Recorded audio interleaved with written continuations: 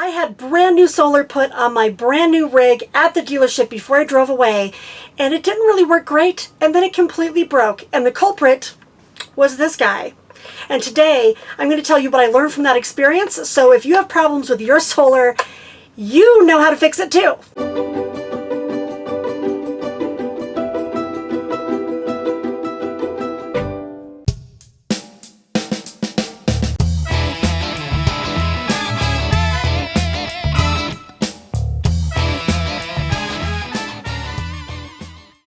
Hey everybody, it's Robin with Creativity RV, and if you're a regular subscriber, you might know that I mentioned a few weeks ago that I had a solar issue. Well, I have 480 watts of solar on my roof of my 25-foot Class C RV with a 1,000-watt inverter, a couple batteries, you know, the regular setup. My solar never really worked great. I would look up at my solar controller, and even on really sunny days, it wasn't getting the charge that I expected. On my last rig, I had 400 watts, and I had gotten more this time, and I, had a good idea of what kind of a charge I should get in what sunlight. And I got to the Pacific Northwest. I met some friends there, and the minute I pulled in, I thought, oh my gosh, it's so sunny here. It's going to be great. And I went up to my solar controller, and I saw this. This is the control panel in my 2019 Tiffin Wayfarer TW. I'm here above my bed, and it had been raining for a few days, and I thought that's why my solar wasn't working great. And then I saw, I hope you guys can see up here in the upper left-hand corner, there's a moon icon, and my battery's gone down to 12.3. It does not read that the sun is out, so even when the sun was at its very peak today, it was not reading that I had any sun. So I've done some troubleshooting. It could be that I need a new panel, even though my rig is 4 months old, but I checked the house batteries with a voltmeter. They were at about 12.5 at that point, and then you can see I took this face off. It's just, 4 little screws here. And also tested these wires with a voltmeter, and they also read 12.5 at the time. So you could see that that was even, and also that there was power, there was voltage coming in from the solar.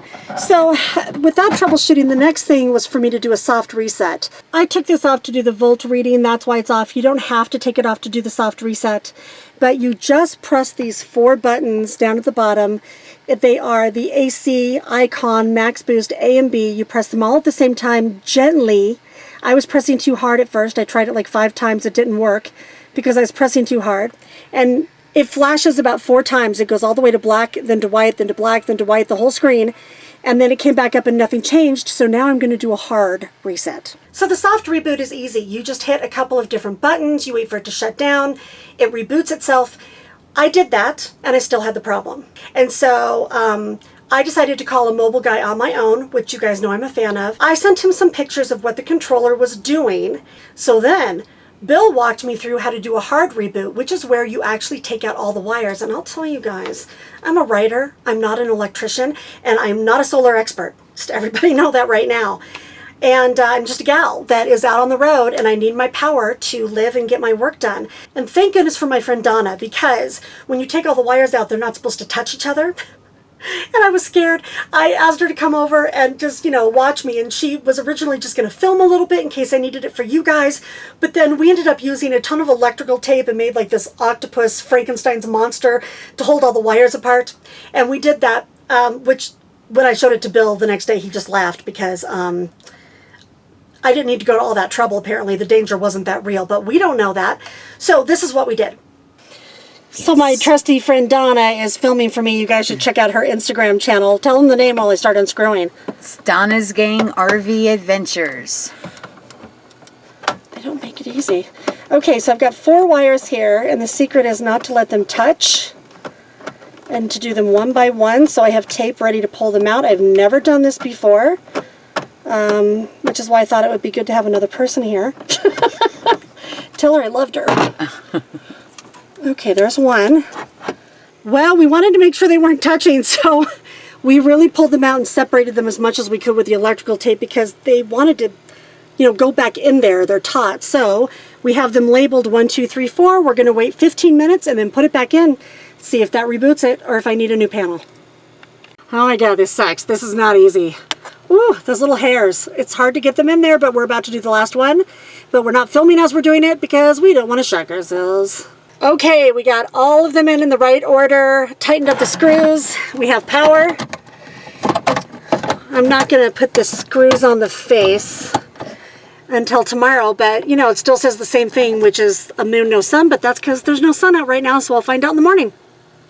Well, Donna and I had to do that while the sun was down, because you can't do that while the sun is up unless you want to throw a tarp over your solar panels, because if it works, then there could be a problem.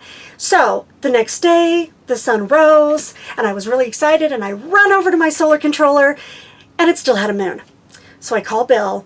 He said, well, my next thought would be it's the solar controller, but they go out very rarely, but I'll order one.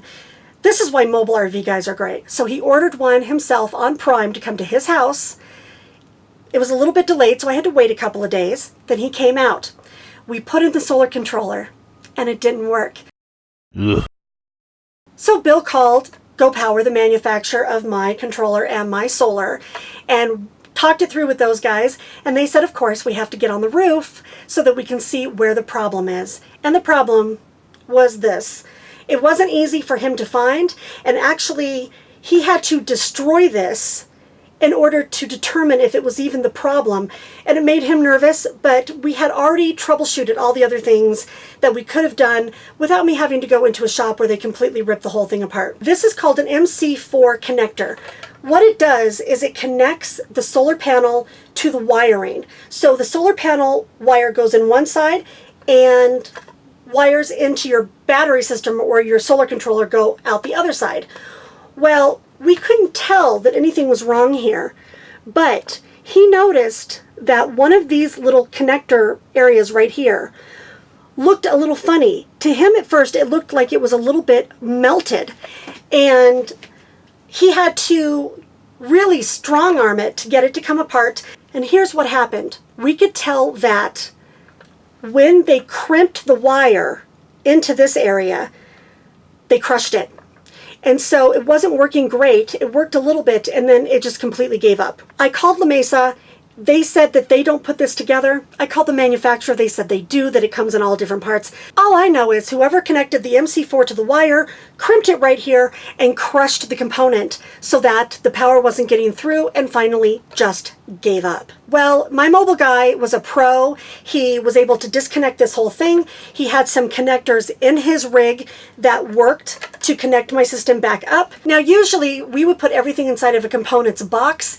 He ran to town, tried to find one, couldn't find one, and at this point there was a hole in my roof, and so what we decided to do is just put it together and seal it really well. So next time I go to the shop, I might have them unseal it and put a box in, but according to my mobile guy, this should last forever, and frankly, I haven't had any issues. My solar works like a champ. I got a better charge right away than I ever did before, and the next day the sun was out, and this is what the controller looked like then.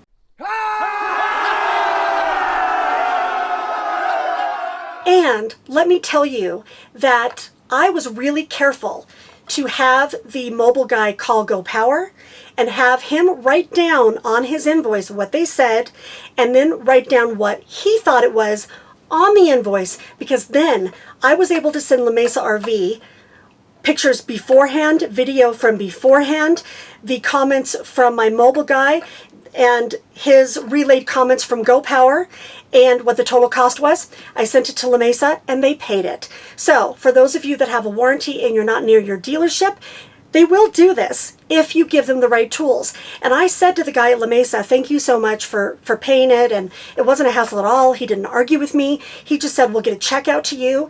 And he said, yeah, we can do that when you make it easy for us, and you gave us all the information that I needed to get it approved. I hope this helped you guys, so that either you understand how the solar components work a little bit better, how you can troubleshoot your solar controller, or how you can get reimbursed from a mobile guy when you're on the road. Thanks for watching, everybody. If you haven't subscribed already, please consider doing so.